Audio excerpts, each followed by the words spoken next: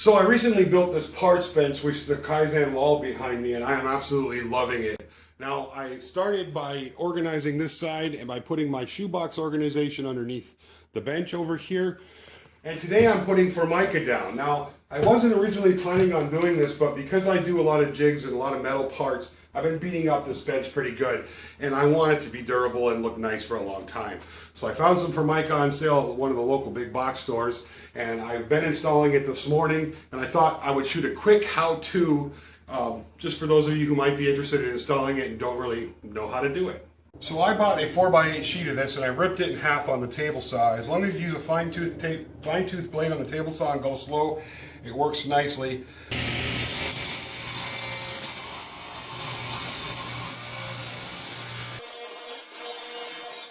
Now what I need to do is cut off a section of this piece about an inch longer than what I need.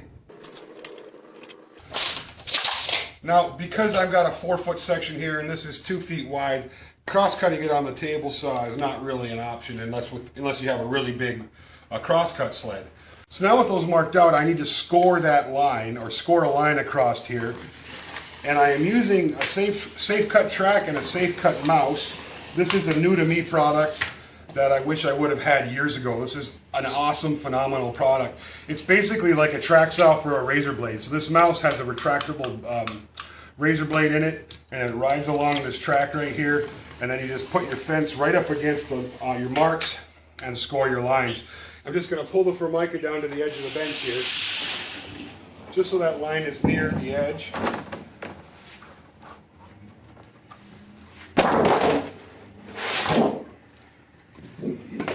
Okay, so on my bench I've got some cables sticking through, and rather than taking the cables out and then putting it in and then trying to drill that hole in the same spot, and because I don't have room to get a router around there, I'm just going to cut that little section out.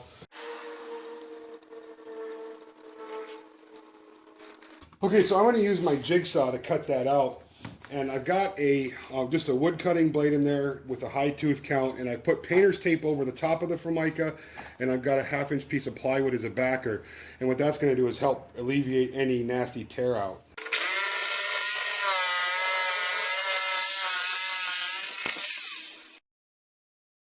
And before I glue it up, I'm just going to come back and clean that up a little bit with some sandpaper, just so there's no sharp edges.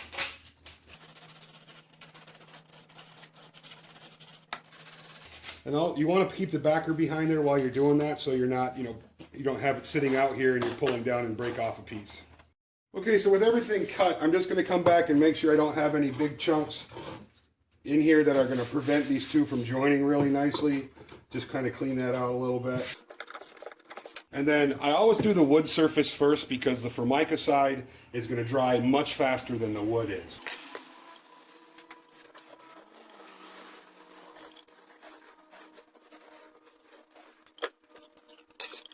A little painter's tape along that edge goes a long way.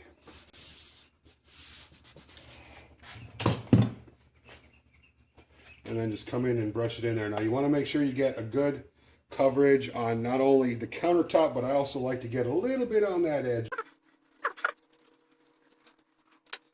And then do the same over here.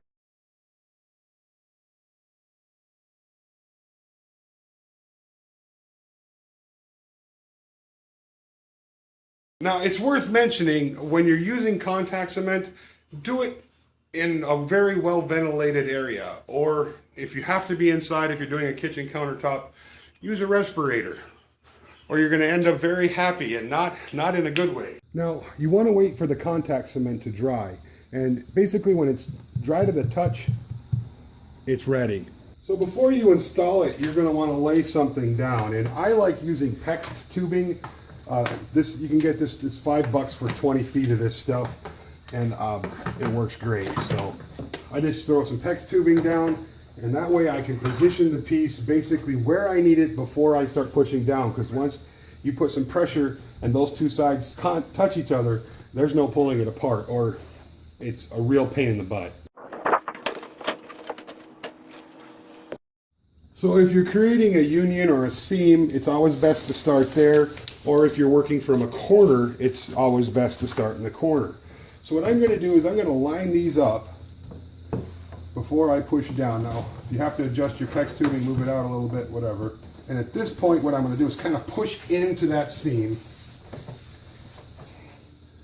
And then use my J-block roller to get a good bite right there on that edge. Now that I'm comfortable with that, I'm just going to come along and pull these out as I go along, pushing down to get some adhesion.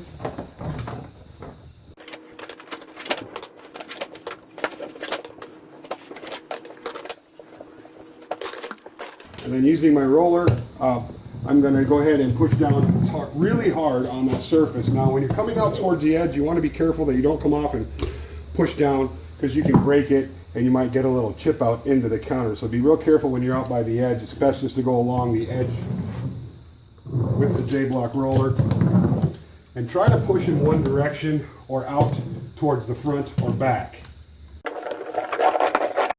So they do make some specialty bits that look like this for edging formica like this. They work okay if you've got a formica face and you're edging over that, but if you're a natural material or wood, these little metal edges tend to burn, so I don't use them. I typically just use a standard bearing guided flush cut bit like that, and then route the edges.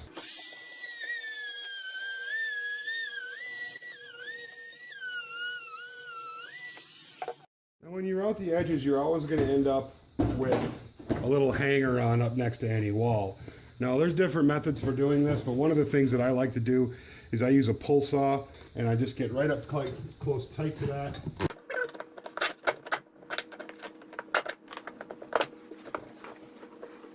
And then I'll come back with a file and clean that edge up. So once you've ran the router across it with the flush trim bit, it's going to leave a really sharp edge. So come across it with a fine file and just dress that edge up. So it might be hard to see, but I have some residue left right here on the seam.